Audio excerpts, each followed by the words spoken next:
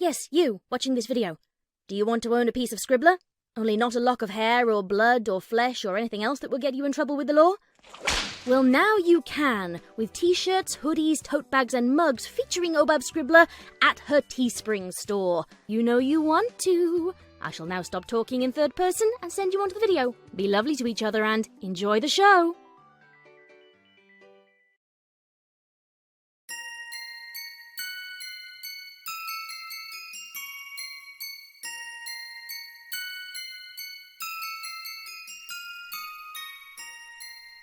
The moon looked beautiful. Not a single cloud or building blocked its surface, and the background of stars made its fullness and light that much more luxurious. The light was pure, bright white.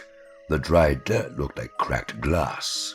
The stunted buildings looked like snow-capped mountains. Princess Nightmare Moon walked along the path towards the center of the garden.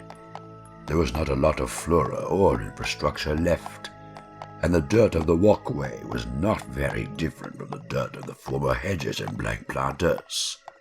Still, some combination of habit and nostalgia kept her from taking a more direct route. Eventually, she arrived at the statue garden. The statues themselves looked as pristine as always. Little weather remained to assault them. The bright stone stood out sharply against the empty dirt and flower pots that made up the rest of the scenery. The statue she was interested in was near the center. Discord's statue had always had a prominent place, even in the old castle. The dearth of foliage only made it that much more pronounced. His statue had already begun to crack. He really should have broken free long ago. Right after she took the throne, chaos had not been in short supply. If that had spread it, however, then it had not really mattered. She sat staring at the statue for some time. The moon moved across the sky, reached the horizon, and then began to reverse. Finally, slowly, arduously, the crack lengthened and multiplied and grew. The stone began to flake off, and there was a flash of yellow claw and another of brown fur.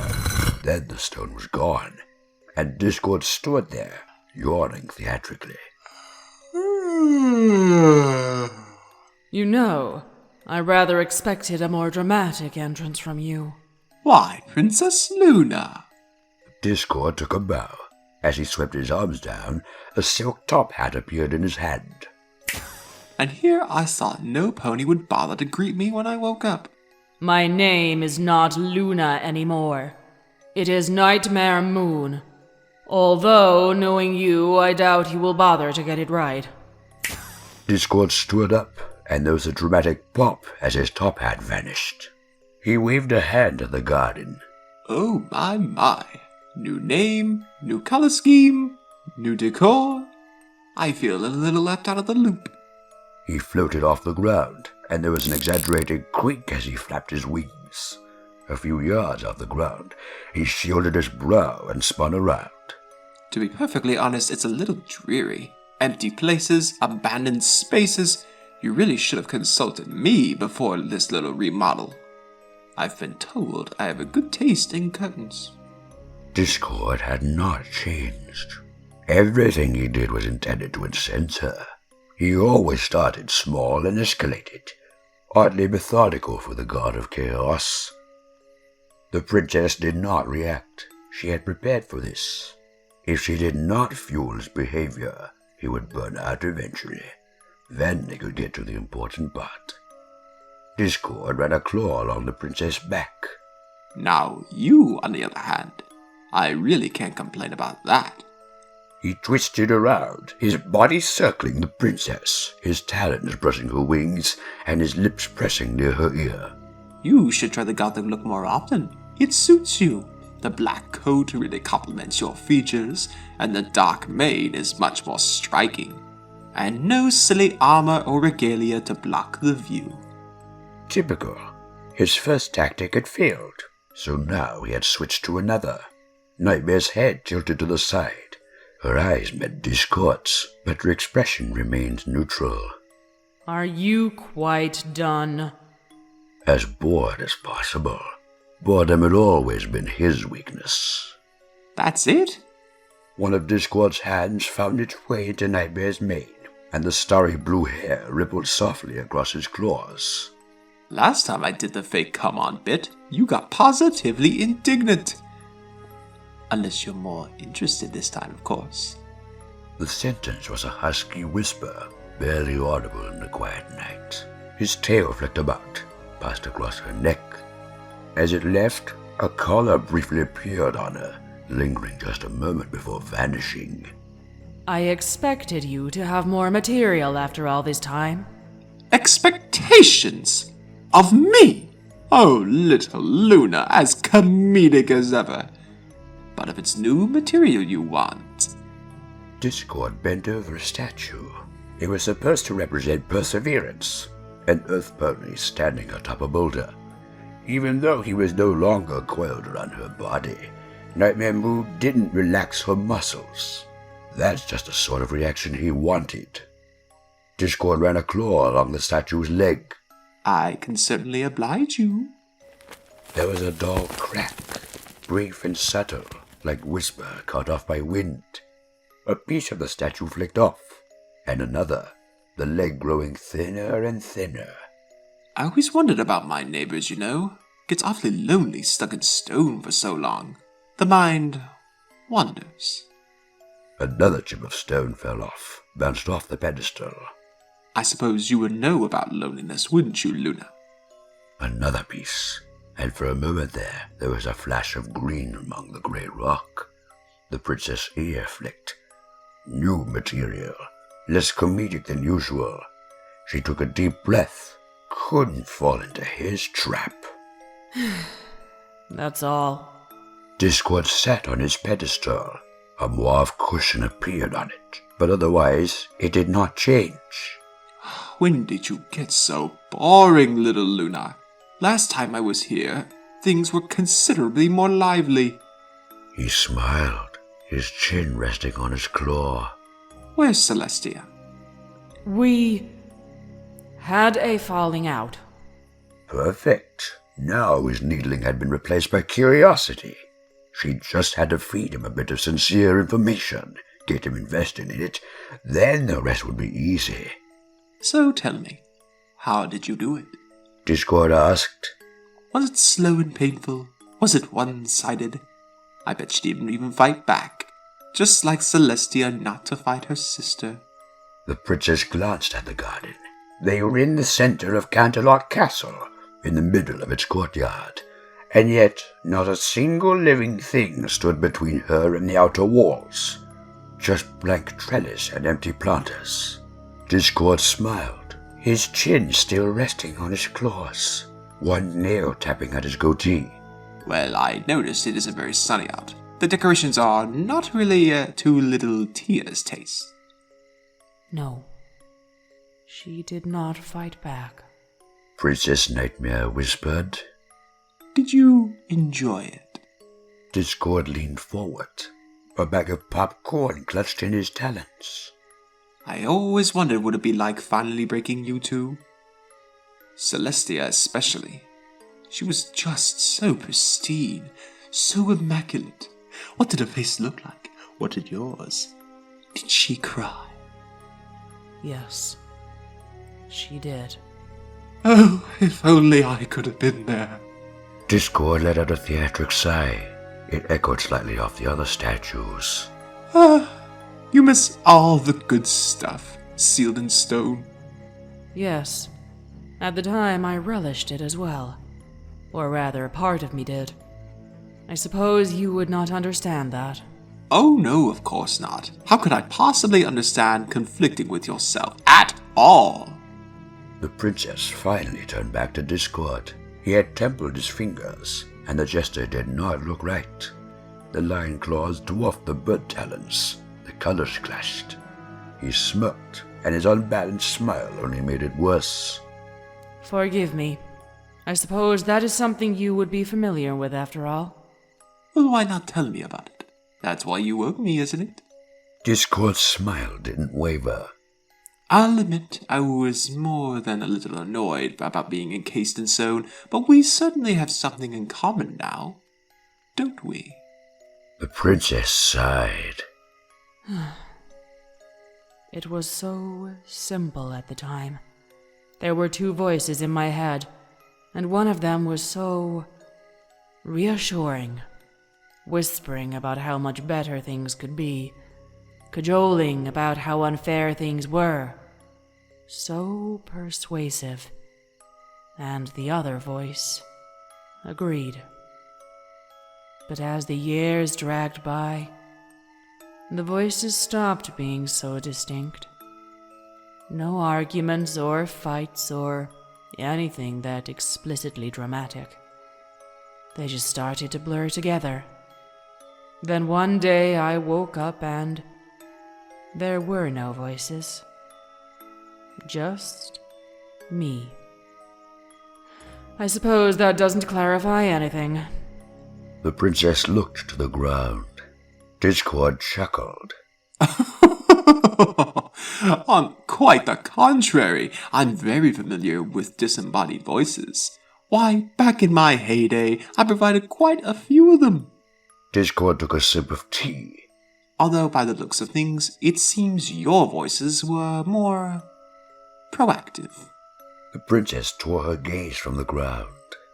I need to ask you a favor, Discord. Something important. Ah, finally, the point. I was wondering when you would get to it.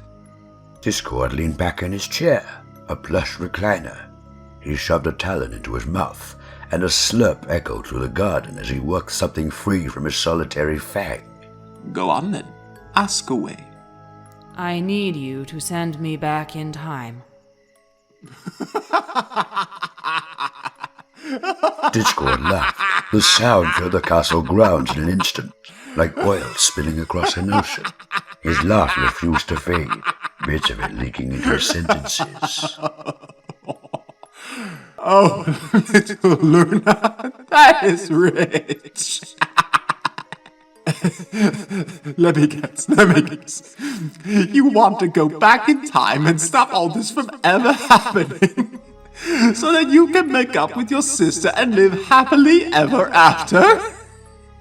Maybe make a little plaque commemorating the battle that never happened. A castle just like this one, where you can frequent your favorite spots in all their vibrant glory. Oh, how gorgeously cliched. His laugh reverberated off the walls and ground and even the castle. If she hadn't known better, the princess might have heard it echoing off the mountain itself. She had to force herself not to glance at the skeletal trellis and bench, or broken statues in the garden. Laugh all you like, Discord. Lula's voice was quiet, but she knew he was listening through his fake chortles. But when you are done, you will help me. Oh? The laugh stopped. It was like the last drop of rain in an unexpected storm had fallen, sudden and silent. Discord's nose pressed against the princess. And why would I do that? He asked softly. The princess waved a hoof at the garden. Because I know you, Discord. I may have freed you, but this isn't the playground you lusted after all those years ago. It is too sterile for your tastes. I doubt you want to spend the rest of eternity alone with only one plaything. Fixing things helps you as much as it helps me. Oh, little Luna, you presume to know me. Who's to say I couldn't be happy here? After all, you already did the hard part and got rid of Celestia. His voice dropped a little lower. One can always make their own fun, with enough creativity. Toys are easy to create. Just because you lack finesse doesn't mean this world is a lost cause. I suppose someone as volatile as you might be able to do that. But I can assure you that you would not be able to enjoy it with me here. And what is little Luna going to do to me? Get out some eyeliner and give me a makeover? Discord cackled. The loud mockery of his previous laugh had been replaced with veiled malice. He ran a finger along her chest. I was only half joking about your new look, you know. It really does suit you. I like my toys to look pretty. Discord jerked back, only slightly. The sound had almost been inaudible, like a quiet breath. His head felt unbalanced. He looked down, and something that looked like his left horn was laying in the dirt. One end was perfectly flat, the work of the finest knife. How did you... I have had a lot of time alone to study magic, Discord. Your powers may have greater scope, but I can assure you that mine are well honed, just the same.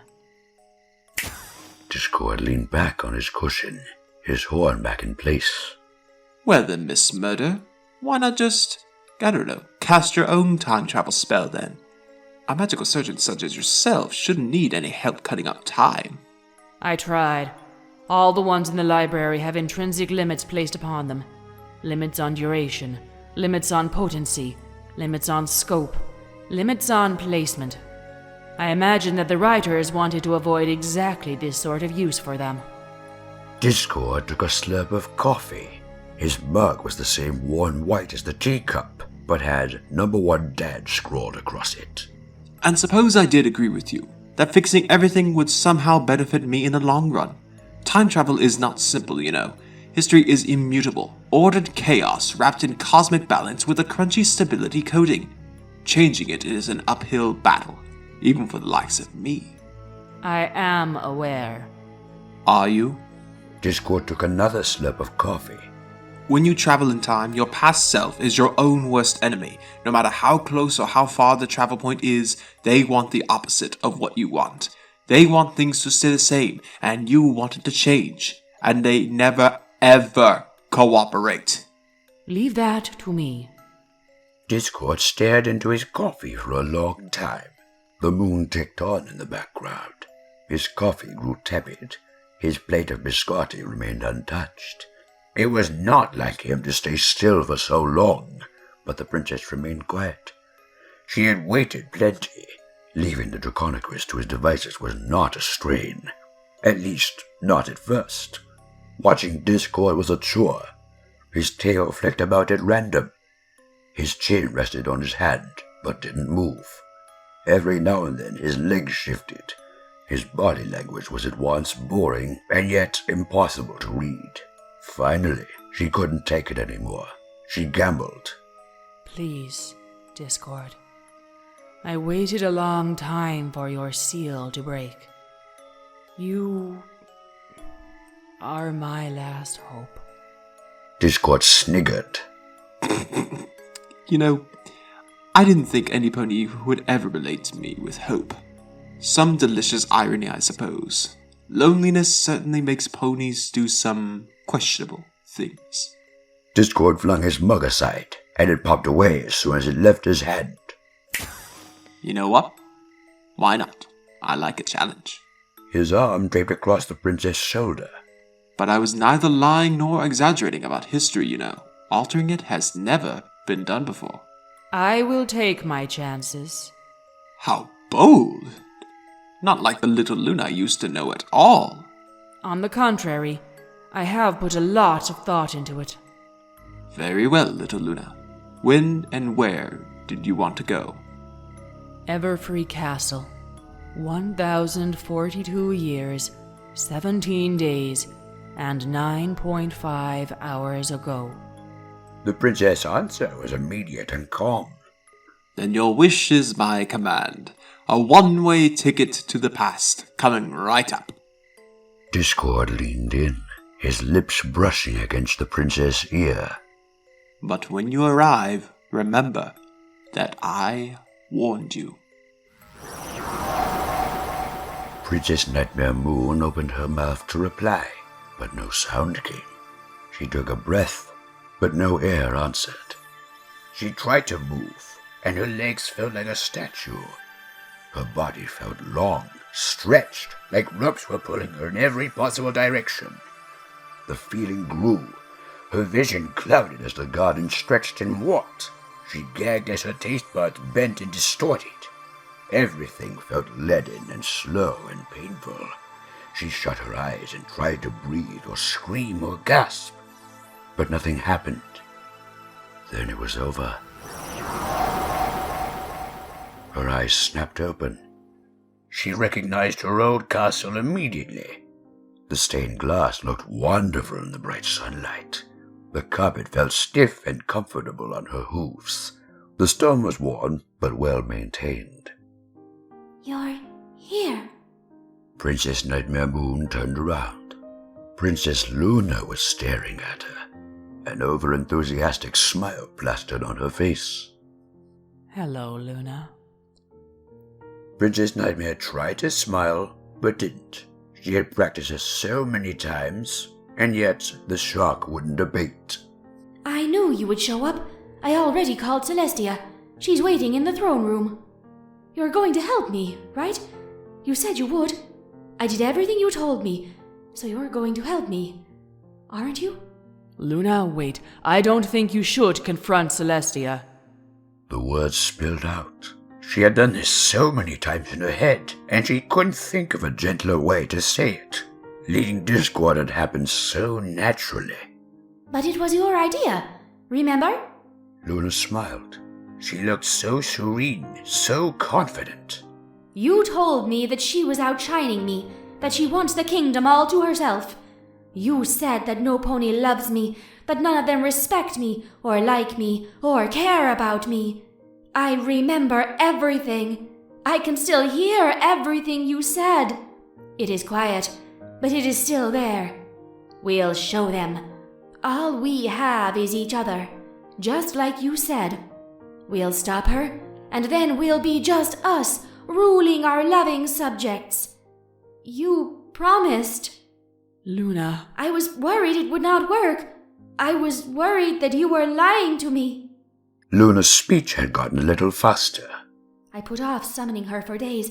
I didn't want to. She's my sister. But now you're here, just like you said. You promised, and it happened. So this must work. It has to. You wouldn't lie to me. Luna, you're rambling. Just sit still for a moment and listen to yourself. No, my head is perfectly clear. It wasn't always, but then I started listening to you, and now everything makes sense.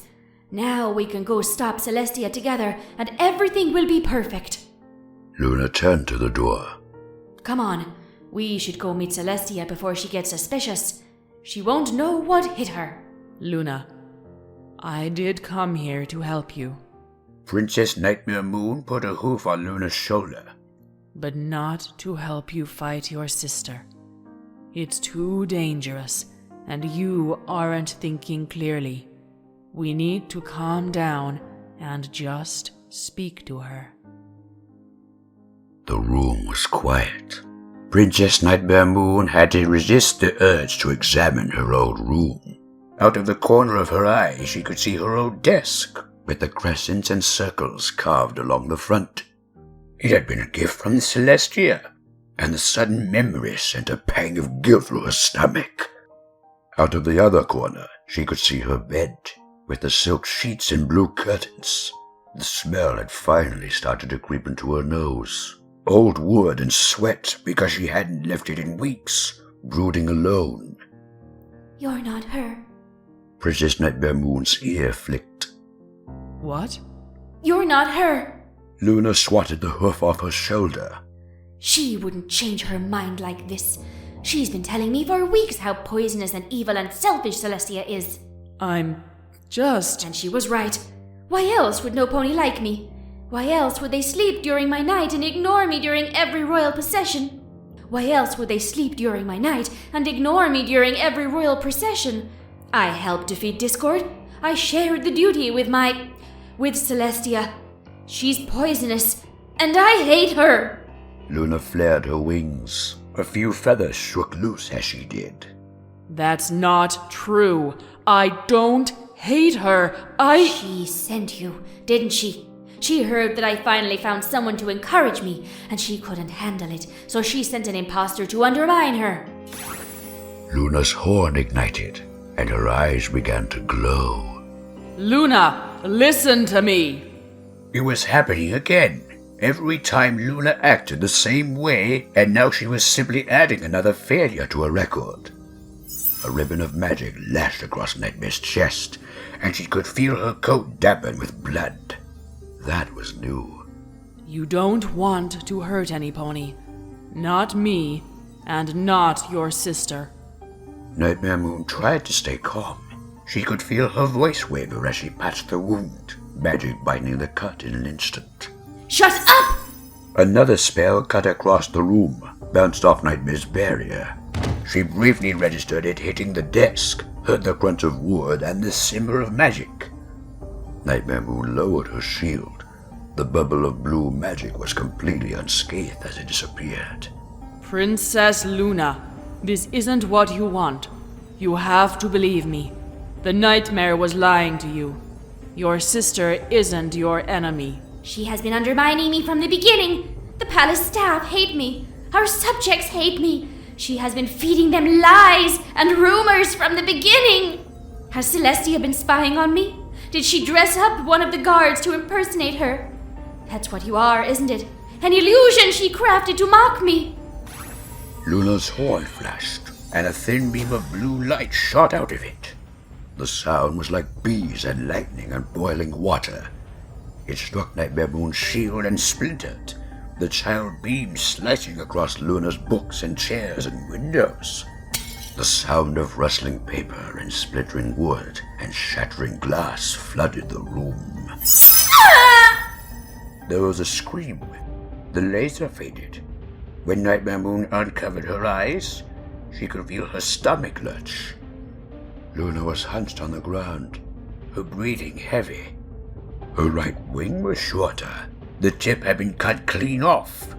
Burnt feathers littered the ground around it, and the smell of ash and smoke hung in the air. Princess Nightmare Moon turned her head, but she already knew what to expect. The crackle of fire was deafening in the sudden quiet.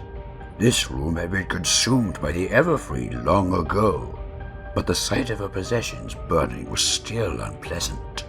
This isn't over. I'm not going to be stopped by some guard in a costume. I just need to raise the moon, and she can help me. She always knows what to do. She can help me. I'm sorry, Princess Luna. Nightmare Moon tried to keep her voice even. I didn't want this. I wanted to show you how wrong you were. But not like this. I always knew they hated me. I always knew she was right. I didn't want to admit it. I tried to ignore her at first. I did, but... Luna planted a hoof on the ground. But I'll show them. Go and get your precious monarch. I can ambush Celestia when she gets here. She'll help me. She has to. She has to. Princess Nightmare Moon walked over and pushed Luna over. Celestia died the same way, you know. What? That was the first thing we did. Cut off her wing with a fire spell, so she couldn't fly. She didn't fight back anyway, but without her wing there was nothing she could have done. Princess Nightmare Moon leaned down, extended one of her forelegs. I broke one of her legs next. She sounded a lot like that, yes. The Nightmare told me not to worry about it, that she deserved it. I believed her, so I just watched and listened. I enjoyed it. I relished it. Celestia's death caused me elation like no other. It was the truth, told in a tone she never would have dared use with discord. A mixture of shame and nostalgia, and reflected happiness. I wanted to tell you this, to convince you how poisonous she was. But every time, on every single trip, you would ignore me, and nothing would change. I would just have the memories afterward. The fleeting recollection of another mad delusion. A footnote in a series of insane ramblings. Luna's horn lit up again, but the beam didn't travel very far before it rebounded off of Nightmare Moon's bubble of magic, slicing into Luna's other wing. I didn't want it to be this way. I really didn't. Luna looked just like Celestia, the way her wings splayed out, the angle of her broken leg, even her breathing. Nightmare Moon gulped, loudly and involuntarily. Luna's head flopped onto the ground. Her breathing sounded labored, and her eyes had started to tear up. It has to be done. Nightmare Moon leaned down, her lips brushing against Luna's ear. For what it's worth, I am sorry. I tried every permutation, every deterrent, every explanation I could think of. This was the last resort, the one I couldn't bring myself to do. Luna didn't reply. If it is any consolation, you would do the same thing I'm about to. Nightmare Moon said softly. Nightmare Moon's horn flared up. There was no sound, no light show, no fanfare. She had taken many centuries to hone her magic, and it was nothing if not efficient. A simple cutting spell, without fireworks or embellishment. It was a lot like the ones she had used on Celestia, just stronger and faster. And after it was cast, the body was just as limp and lifeless as Celestia's had been. The princess stepped over the body and walked out the door. The fire would take care of it. It was magically charged, so she didn't need to worry about its potency. And after this was all over, it would be just another symptom of her madness. Destroying her room wouldn't warrant any comment in light of every other event. The princess glanced down at her body. She focused her magic. There were hundreds of spells littering her organs and limbs, coating every blood vessel and bone and hair in order to let her live without food. She wouldn't need them now. A disguise was more important for what she had to do. She had to make it convincing, had to convince every pony that she belonged there, including herself, especially herself. After all, history was immutable. It demanded a fight that one princess won and that one princess lost. The disguise settled into place. Her coat was royal blue, her mane duller, and her cutie mark black and white. She'd ground down her fangs long ago, but she still adjusted the shape of her face, reworked her tail and wings and size to be convincing. She stopped in a bathroom on her way to the throne room to check a few details. After all, her performance had to be perfect. It was almost a shock to see Luna staring back at her, instead of Nightmare Moon. She took a deep breath, tried to force herself to calm down. It was fine. It would be fine. It will be fine, as long as she restrained herself. Nothing could go right.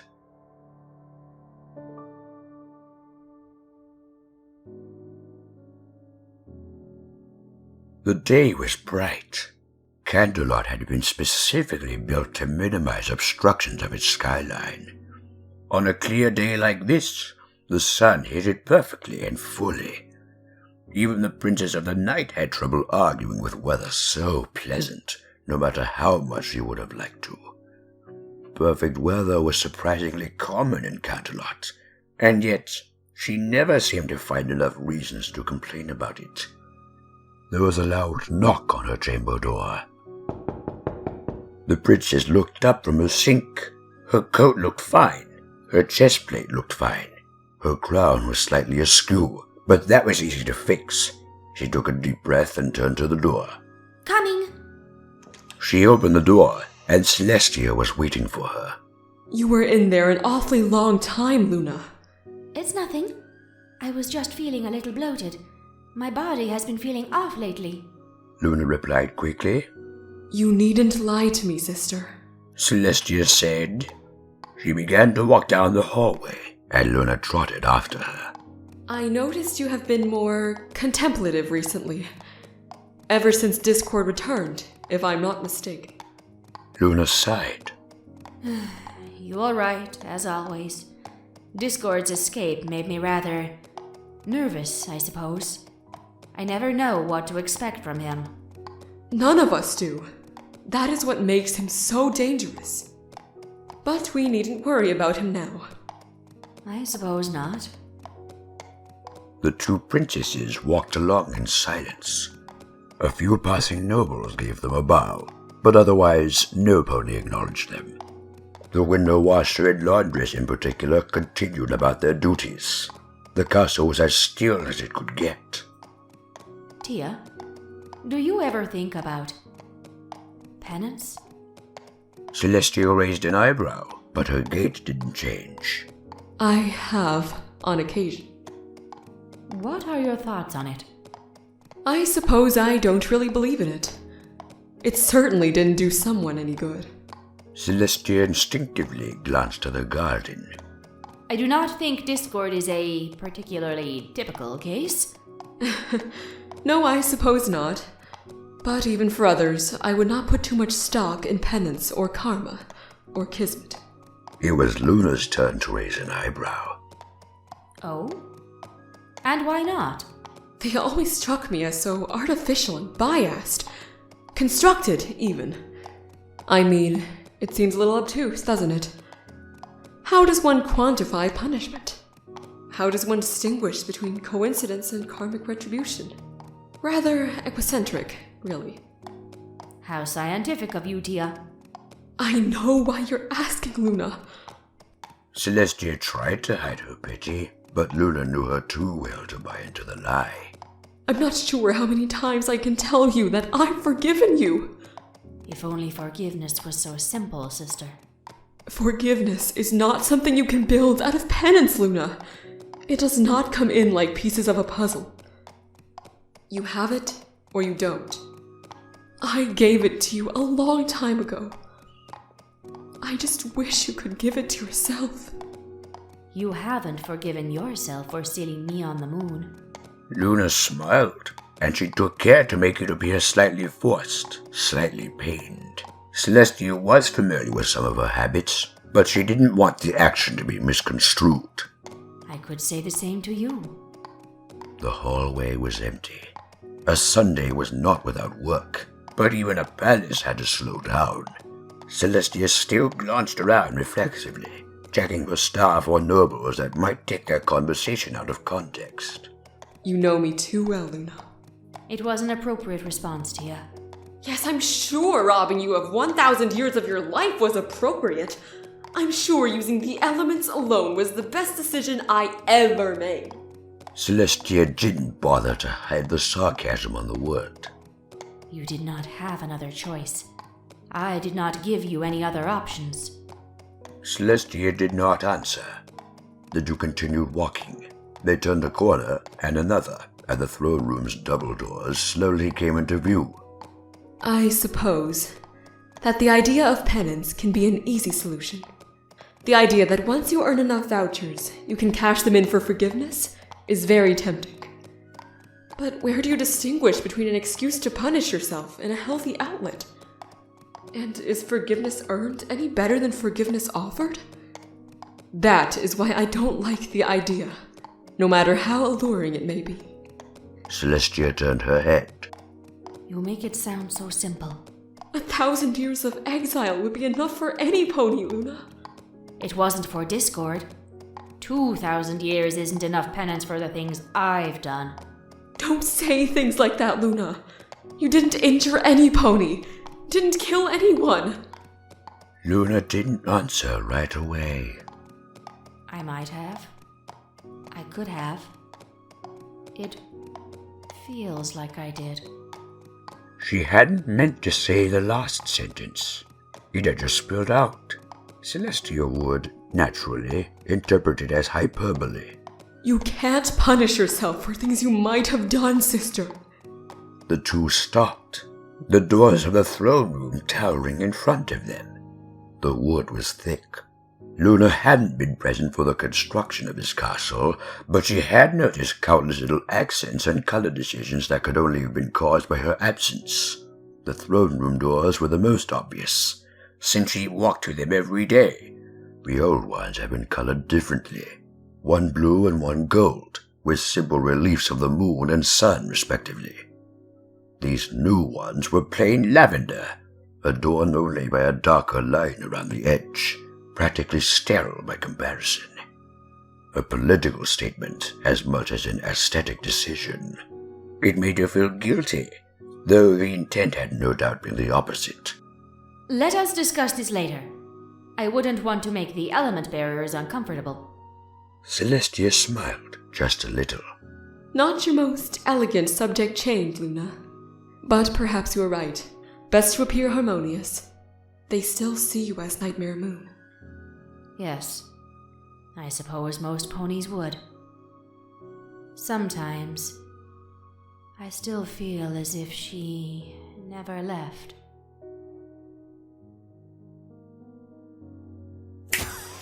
Discord smiled. He put on a pair of glasses and slowly looked across the checklist he had made.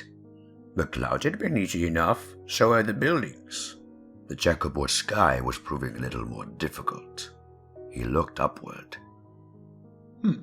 She really stuck that up there, didn't she? The moon still sat near the horizon, moving slowly back and forth. It kept blurring any patterns he put up there, and the sun stubbornly refused to come back no matter how hard he prodded and pulled and poked. He shrugged and tossed the list aside. The glasses soon followed. Plenty of time to sort that out later, I suppose. He fished around in his pockets for a while and finally found what he was after. His grin widened, the thin strand of ethereal hair barely visible in between his fingers. After all, we have all the time in the world. He poked the single strand into the ground and summoned a cartoonish, oversized watering can. The liquid that sprinkled out was prismatic and chromatic and translucent all at once. The ground rumbled, and the hair stretched and morphed into a black and blue flower. Discord took a slurp of coffee. The mug still had a cacographic #1 dash scroll on the side. I wonder what little Luna is up to over there, he said to himself. His laugh echoed across the moonlit wasteland.